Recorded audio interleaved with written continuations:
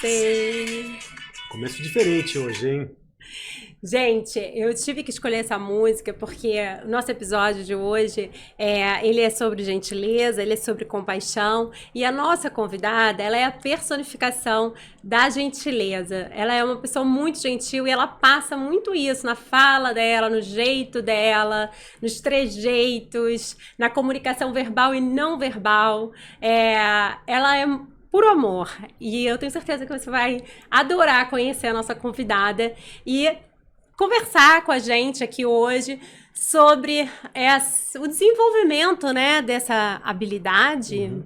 Essa habilidade. E esse sexto episódio da segunda temporada do Felicidade se Aprende, agora falando de psicologia positiva incorporada, eu tenho a grande alegria de receber a minha querida esposa, Emanuela, que faz parte da minha biografia, faz parte da minha vida, é o pilar que fez o Robin chegar no Brasil, o pilar que fez eu passar pela mudança de carreira que eu passei.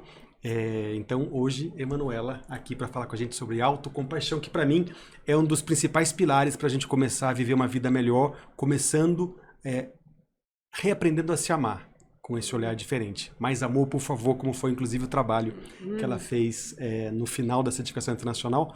Então, para quem está aqui, esse é o sexto episódio. E daqui a pouco a gente vai receber a Manu para falar sobre autocompaixão. Com certeza. Bom, a compaixão, ela é uma temática estudada pela psicologia positiva e ela também faz parte do conhecimento compartilhado ao longo da certificação internacional em psicologia positiva do Robin Institute Brasil. E a Manu, além de ser esposa do Henrique, além de ser mãe de 3 meninos, além de ser juíza, ela também é professora na certificação e ela dá exatamente uma aula sobre compaixão. E é sobre isso que a gente vai conversar com ela aqui hoje. Isso aí.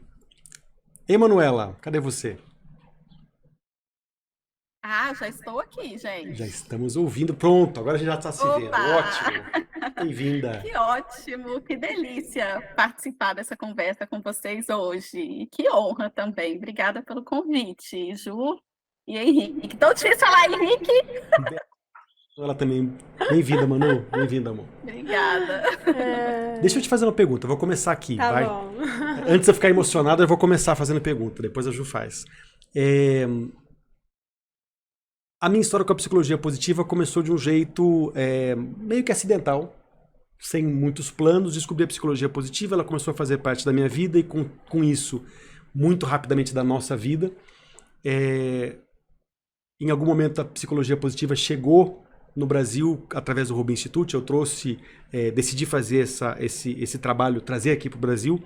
E sem você não teria feito isso, então você foi um pilar para me apoiar na tradução desse curso, em trazer ele para cá. Você fez parte da primeira turma e hoje, além de professora do Robin e da certificação internacional nesse tema autocompaixão, você também, junto com a Ju, com a Maria Soá, com a Megan, você também tem um trabalho lindíssimo para levar a autocompaixão e a psicologia positiva e a ciência do bem-estar para mulheres que tanto precisam desse trabalho no Brasil e no mundo todo. Então eu queria começar, já que eu sempre me apresentando você primeiro, eu queria começar pedindo para você contar um pouquinho como foi essa trajetória sua de autoconhecimento, que eu sei que é algo que você busca desde sempre, para uma carreira de juíza, com 3 filhos, com uma vida super corrida. Como foi a sua primeira conexão com a psicologia positiva e em que momento isso começou a fazer sentido e fazer parte da sua vida? Bom, acho que o autoconhecimento já é algo de interesse pessoal meu há muito tempo, desde criança. Isso faz parte da minha vida, desde sempre. E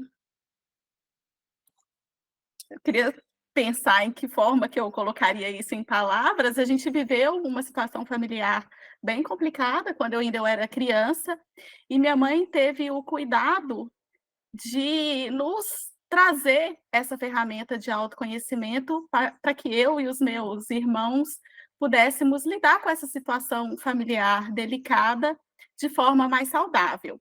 Então, desde criança, eu participei de conversas com psicólogos, eu me interessava por me entender melhor, para poder fazer escolhas melhores, diferentes do que as pessoas ao meu redor faziam. Então, para mim, olhar para mim mesma, tentar me compreender, tentar me desenvolver, tentar crescer, tentar me tornar uma pessoa cada vez melhor, era algo muito constante, desde criança. Depois, logo que eu atingi os 18 anos, eu me aprofundei um pouco mais no estudo da psicologia tradicional, numa linha específica, que é a terapia analítico-fenomenológica existencial lá de Belo Horizonte, onde eu morava. Eu me formei lá, foram 12 anos de estudos, 2 anos de estudos muito profundos nessa teoria, e essa foi a minha base enquanto ser humano, enquanto mulher.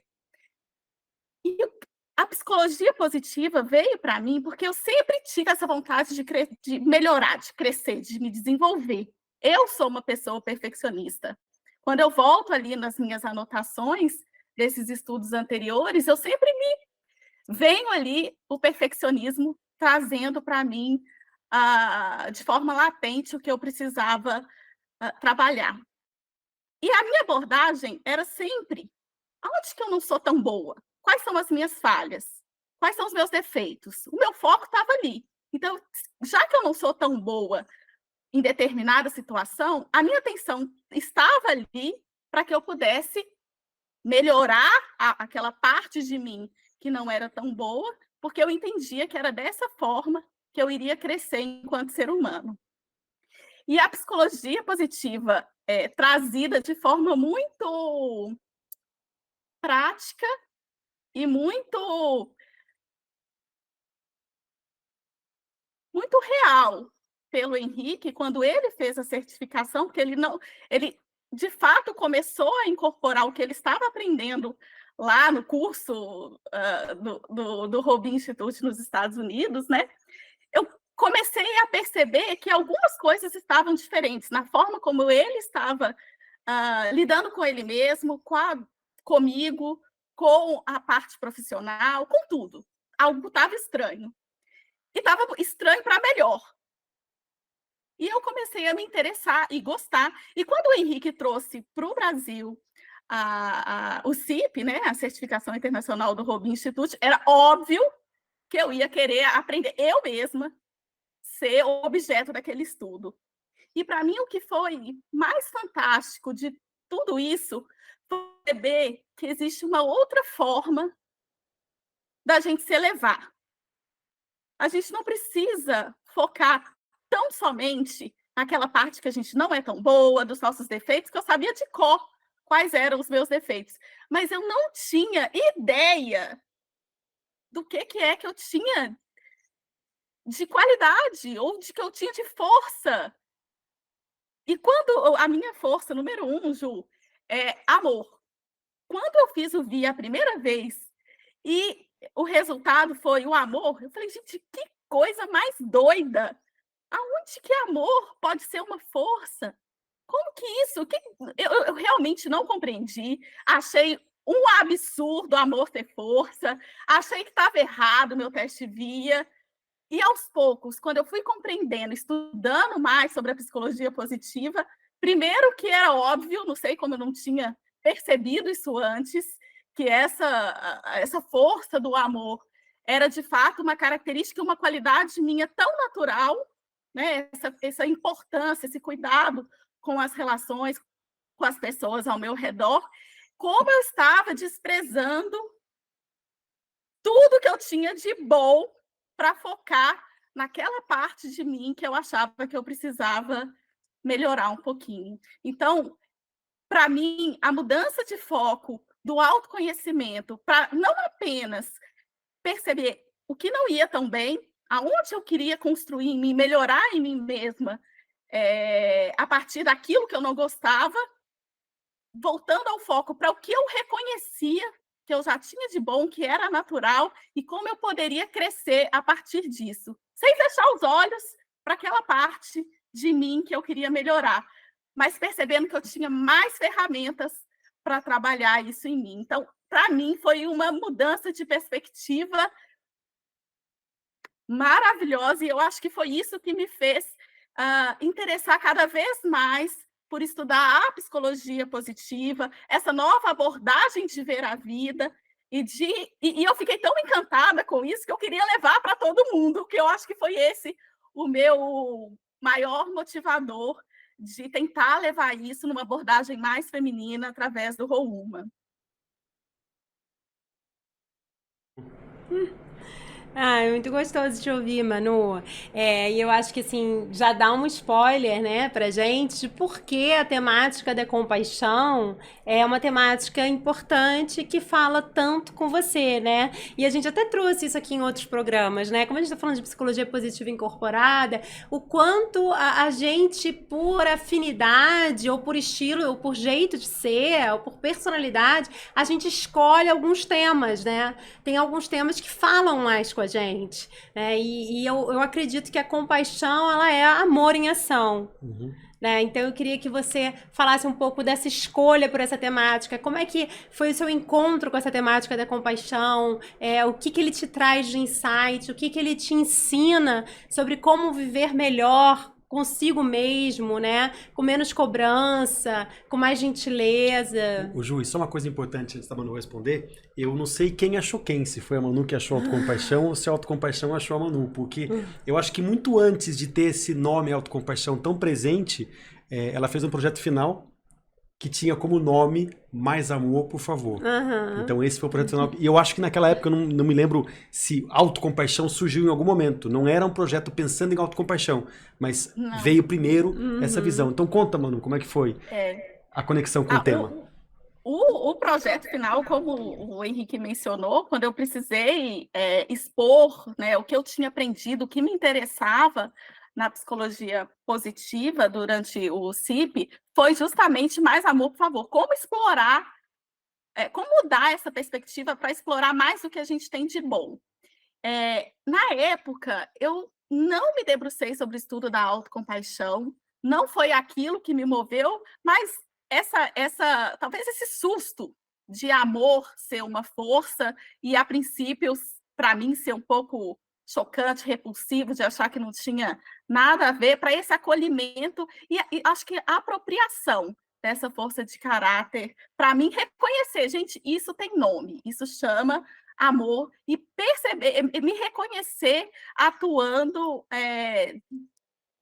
e exercendo essa força do amor nas minhas relações. Então, foi uma apropriação dessa força de caráter de assinatura, a minha primeira, na minha vida de forma consciente. E então, depois que eu percebi que amor era algo estudado pela ciência, eu comecei a me aprofundar no estudo disso. E eu comecei não a estudar autocompaixão, comecei a estudar o amor.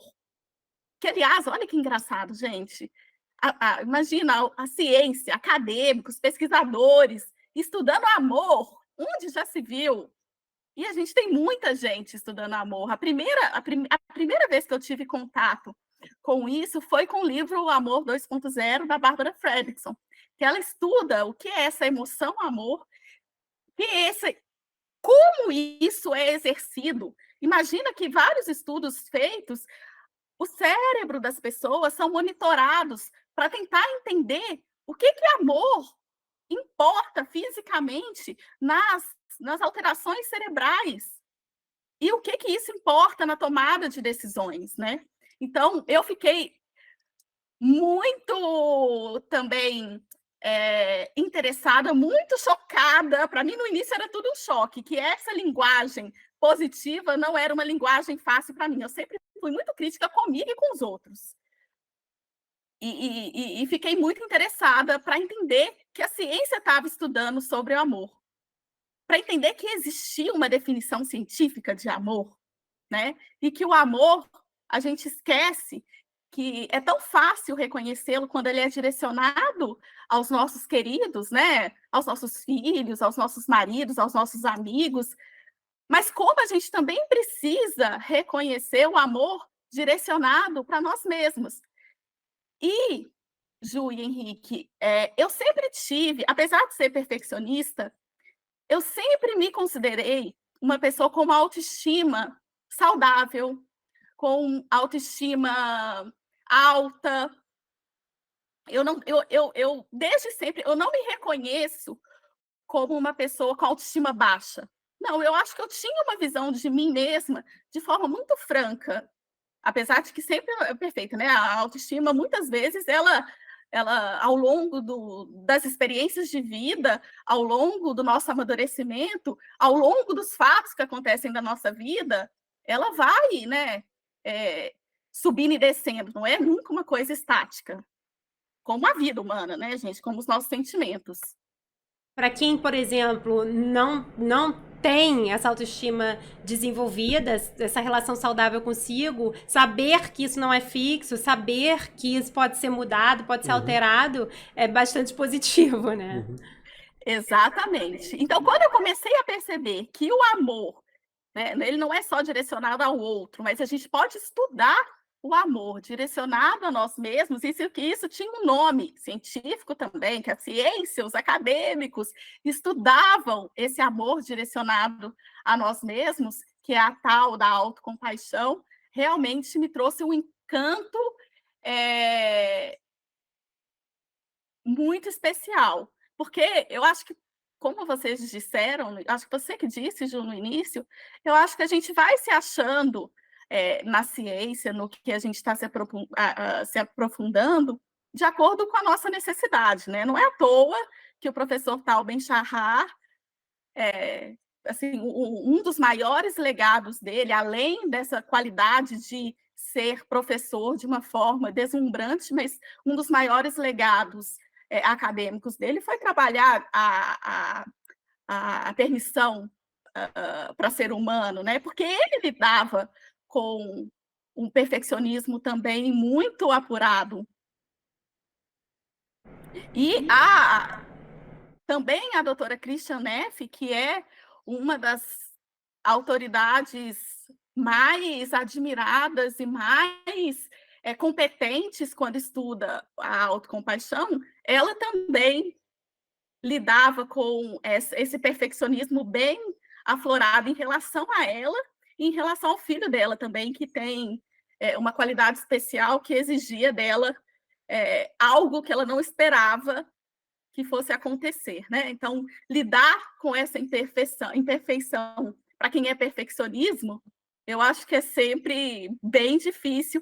Então, não é à toa que a autocompaixão e que o amor que eu encontrei, ou que eles me encontraram por aí nesse caminho da vida. Eu acho lindo essa quebra de paradigma que você teve e que o mundo está devagarzinho tendo, de como assim estudar o amor? E a gente está mudando agora para a pergunta, como assim não estudar o amor? Né? O quanto o amor move tudo que existe ao nosso redor e por quanto tempo a gente deixou isso de lado. Então a gente estudou raiva, medo, comportamentos nocivos, por que eu tenho o estudo da patologia, né, das dificuldades, e por que não estudar o amor, a gentileza, a gratidão, né? Então, por que não? Como não? Como a gente não estudou até hoje? Hoje a gente tem esse estudo. E me conta uma coisa, amor. Bom, autocompaixão é esse olhar interno, né? Como é que eu vejo, como é que eu já tenho uma autoestima saudável e eu começo a olhar que eu posso me ver de uma forma diferente, mais positiva. Isso, ao contrário de me deixar mais conformada com os meus defeitos, me deixa mais forte para lidar com o que eu tenho que lidar na vida. E de onde veio a vontade, ou como começou? Eu conheço a história, então estou pedindo para você contar aqui para quem não conhece, essa vontade de trazer isso pensando nas mulheres, né? Como é que veio essa vontade de continuar mergulhada nesse estudo, nesse aprendizado constante, e de trazer isso junto com Maria, Siroai, com grandes nomes, para levar isso para as mulheres? De onde veio isso e para onde isso vai? Para onde isso vai? Sabe que eu acho que a sementinha do Rouma nasceu, eu não sei se você se recorda, Henrique, a Maria Siroá, ela esteve aqui no Brasil para fazer uma série de palestras, ela ficou hospedada com a gente aqui em casa, então a gente desenvolveu uma relação muito gostosa, e em uma oportunidade, ela foi fazer uma palestra lá no Tribunal de Justiça para vários juízes. E nessa palestra, acho que o público era majoritariamente feminino, eram juízas, desembargadoras, e ela estava conversando sobre autenticidade.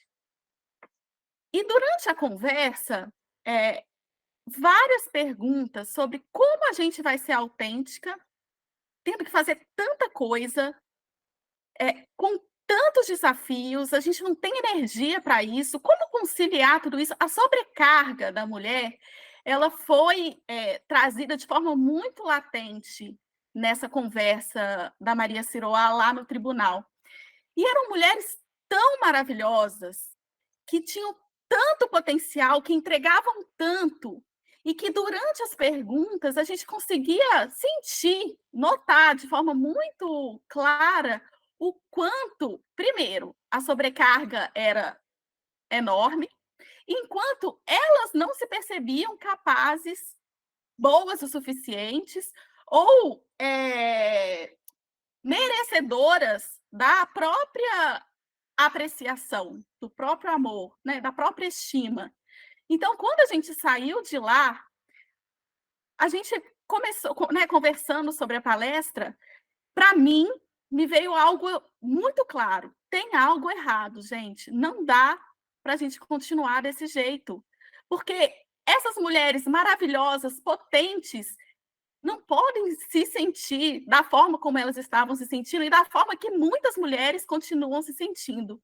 Então, quando o Henrique fala que como não estudar amor, como não estudar a felicidade, como não estudar a gentileza, é um absurdo a gente pensar que a vida é só ansiedade, é estresse, é cobrança, é briga com o marido, é briga com os filhos, ou preocupação excessiva com os filhos de como conciliar, preocupação com o trabalho, estresse de trabalho, ansiedade. Não pode ser só isso a vida. E, infelizmente, é o que grande parte das mulheres que exercem função de liderança acumulada com os cuidados domésticos, enfim, filho, casa, marido, mãe, pai, né? Porque os idosos, geralmente, eles são trazidos para os cuidados da mulher. Como tudo isso que a gente já faz, como a gente pode aceitar que mesmo com todos esses papéis,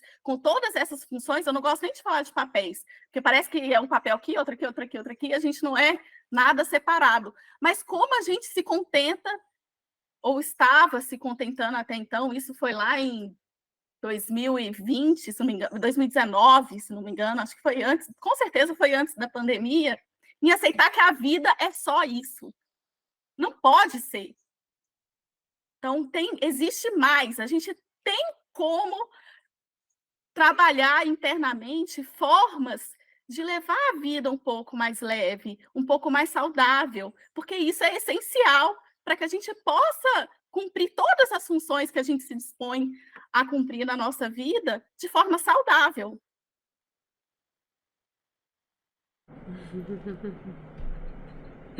Eu tô sem palavras, vai você. Bom, então, quando a gente pensa nisso, né?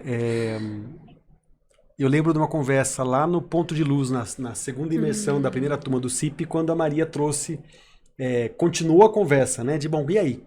Próximos passos, né? E aí surgiu essa ideia de, poxa vida, naquela época, isso foi 2019, antes da pandemia, naquela época já se havia uma clareza na dificuldade mais comum da mulher de lidar com tantos, como você disse, vamos colocar papéis aqui, mas com tantas coisas para fazer e com a dificuldade de segurar tudo, né? E às vezes o homem tem uma facilidade maior em deixar alguns pratos caírem. Ah, eu vou na reunião com o chefe, eu vou na festinha do filho. Eu escolho alguma e tô bem com isso. A mulher tem uma tendência de precisar fazer essas escolhas como todo mundo e carregar culpa, carregar dificuldade maior de lidar com isso. Mas é porque existe uma cobrança velada. Social. Né? Que nem sempre é dita, mas que é sentida por nós, Exatamente. É percebida por nós. Exatamente. Sobre alguns papéis que a sociedade, o marido, deveriam enfim, ser incumbidas. Esperam que a gente faça. Isso. Né? E das próprias mulheres, né? Isso. Porque é aquilo, você, por exemplo, de repente você se comprometeu para levar algo para festa, mas você tá mega sobrecarregada e você não tá vendo como você ainda vai conseguir fazer mais essa tarefa de levar alguma coisa, né? E aí, se você não leva, você vai ser julgada por essa mulher impiedosamente, porque você não foi capaz de entregar a tarefa, a única tarefa que ela te encarregou, Isso. né? Então, eu acho que para a gente entender essa dor do ser mulher, a gente precisa também dar um passo para trás e entender, reconhecer a cultura que a gente está inserido, né? Exatamente. Que é uma cultura que espera muitas coisas de nós. E eu acho que por isso também tem o perfeccionismo, né? E junto com o perfeccionismo, essa autoexigência bizarra que a gente traz, com o sentimento de culpa por aquilo que a gente não consegue fazer, por aquilo que a gente não consegue entregar. E eu acho que isso dá um indício pra gente sobre por que o adoecimento feminino, né, é tão maior do que o adoecimento masculino, quando a gente fala de saúde mental, né, quando a gente fala de depressão, quando a gente fala de ansiedade. Isso são dados estatísticos. E esse é um ponto interessante, porque lá em 2019 veio esse insight, essa vontade de trazer esse tema, e quando passa uma pandemia, depois da pandemia, acelera-se muito a grande dor ligada à saúde mental para todos e para a mulher num percentual muito maior. E aí surge então o Rouma, né, que é esse projeto... Posso acrescentar uma coisa? Quando a gente estava falando de culpa, Ju, quando eu estava começando a estudar, né, me aprofundar nos estudos, para a gente direcionar isso para essa prática e esse ensino da psicologia positiva para a mulher, eu tive contato com um projeto lindo, liderado pela Catherine Flavin, chamado Leader Mom. A Maria Siroá também participa desse projeto com ela. E a Catherine Flavin, ela é basicamente uma pesquisadora. E ela buscou entender como mulheres líderes de alta performance, que também eram reconhecidas pelo seu meio profissional, pelo seu meio familiar, pelo seu meio social, como boas mães realmente engajadas no maternar. E ela fez essa pesquisa com inúmeras mulheres, centenas de mulheres. Ela identificava essas mulheres lá na sociedade americana e ela acompanhava e fazia uma pesquisa com essa mulher na sua vida privada e na sua vida profissional. Então, eram CEOs de grandes empresas que também tinham filhos e conciliavam de uma forma saudável uma profissão de alta performance com um maternar saudável e realmente interessado. E os resultados, né, as conclusões que ela foi reunindo ao longo do tempo, ao longo dessa pesquisa, para mim também foram chocantes. Para mim, eu adoro quando eu falo alguma coisa me mostra que existe uma forma diferente de viver a vida.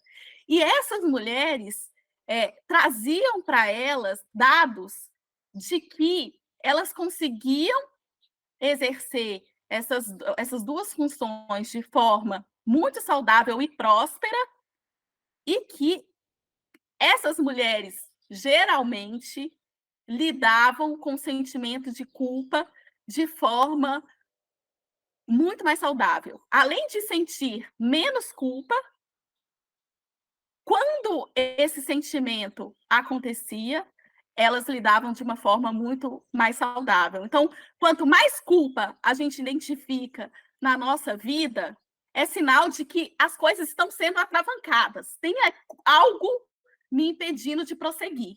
E quanto mais liberta eu me vejo desse sentimento de culpa, maior o meu potencial de seguir adiante. E isso não é a Manu que está falando. É essa pesquisa da Catherine Flavin com essas mulheres maravilhosas do Leader Mom. Então, a gente precisa encontrar formas mais saudáveis de lidar com a culpa. Porque outras pessoas encontraram, outras pessoas em situações, às vezes, até muito mais desafiadoras do que as nossas, e a gente tem muito a aprender com elas. Eu fiz um breve...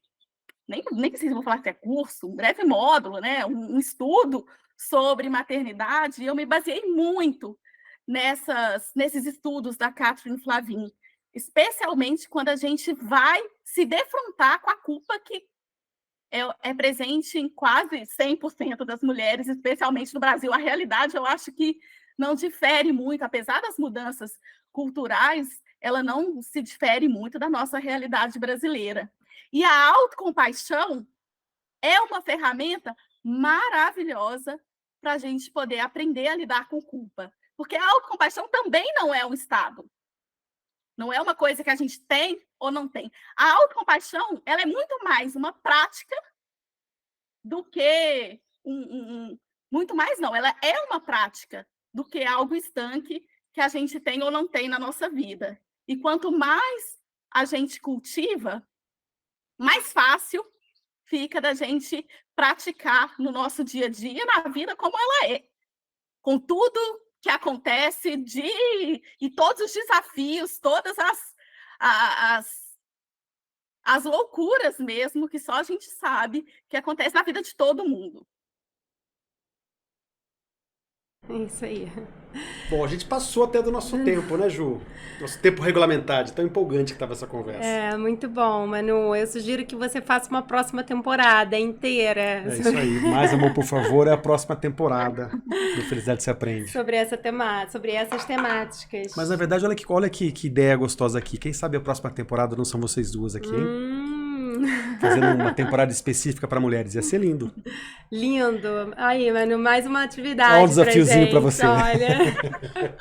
Vamos pensar sobre isso. Como a gente vai fazer isso com amor, sem culpa, com compaixão. Né? Mas depois a gente tem que voltar mesmo para conversar mais um pouquinho, que eu tô bem triste de ter terminado o nosso tempo. A gente também, foi uma delícia ter você aqui. Ficou com vontade, ficou com gosto de quero mais. Isso aqui é bom. Isso aqui é bom. Posso fazer uma provocação, então, já para a gente deixar um gostinho de quero mais sobre a autocompaixão, que acabou que a gente nem falou, a gente falou mais sobre vida, sobre, né, sobre a nossa experiência, enfim. Posso deixar uma provocação do Dalai Lama? Claro. Ele fala assim, é uma frase que eu gosto de trazer quando a gente está falando sobre autocompaixão. E é assim, seja mais gentil com você mesmo, sempre que possível. É sempre possível. Isso aqui, ótimo essa. Muito bom, muito bom. Obrigada, querida. Obrigado, amor. Até daqui a pouco. Obrigada a vocês. Um beijo. Tchau. Bom, gente, então esse foi o episódio de hoje. Mais Amor, por favor, eu acho que talvez seja o nome ideal para ele, não compaixão ou autocompaixão. E aí a gente deixa aqui essa reflexão para você, né? Como que você pode ser mais gentil consigo. Inclusive, a gente abriu o episódio. Sempre é possível. A gente abriu o episódio hoje até com música, né? De um jeito bem diferente. Eu vou deixar essa música aqui para você, junto com a descrição desse episódio. O nome dessa música é Seja Gentil. E eu acho que ela é um bom resumo aqui de tudo que a gente tem aprendido nesses dias, nesses episódios com os nossos convidados. A gente espera que você goste e que esse encontro seja útil para você e que você possa de algum modo levar isso para sua vida e que faça sentido, porque só faz sentido o que é sentido. E até o próximo episódio. Até o próximo. Tchau, gente. Até.